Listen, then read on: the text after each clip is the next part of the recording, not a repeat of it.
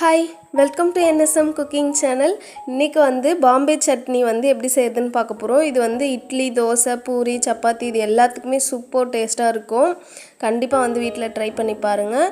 அதுக்கு வந்து ஒரு பேன் வச்சுட்டு 2 டேபிள் ஸ்பூன் ஆயில் வந்து சேர்த்துட்டு கடுகு, சீரகம், அதுக்கப்புறமா சோம்பு, இலை இது ரெண்டுத்தையும் சேர்த்துட்டு நல்லா பொரிஞ்சதுக்கப்புறமா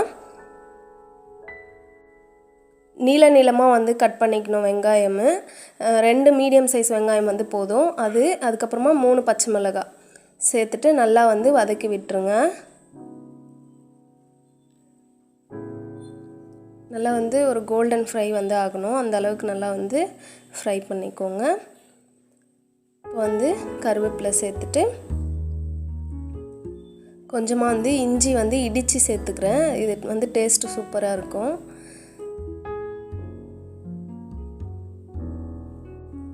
அதுக்கப்புறமா பெருங்காயத்தூள்,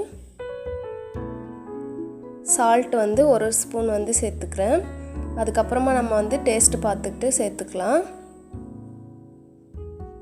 இப்போ வந்து மஞ்சள் தூள் வந்து ஒரு 1/2 ஸ்பூனு சேர்த்துட்டு நல்லா வந்து கலந்து விட்டுருங்க. இது வந்து சூப்பராக இருக்கும். இந்த டேஸ்ட்டு இட்லி தோசைக்கெலாம் சூப்பராக இருக்கும் காம்பினேஷன். இது டேஸ்ட்டே வந்து குருமா மாதிரி இருக்கும், ஆனால் நல்லாயிருக்கும். தக்காளி வந்து ஆட் பண்ணிவிட்டு நல்லா வந்து வதக்கி விடுங்க.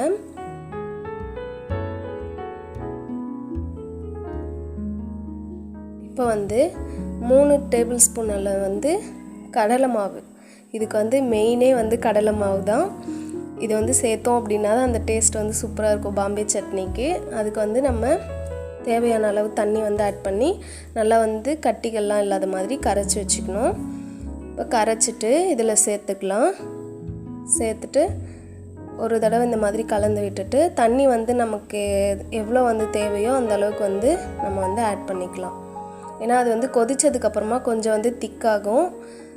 அதனால் நம்ம வந்து தேவையான அளவு தண்ணி வந்து சேர்த்துட்டு மூடி ஒரு 2 மினிட்ஸ் வந்து கொதித்ததுக்கப்புறமா கொத்தமல்லி வந்து சேர்த்துக்கலாம்.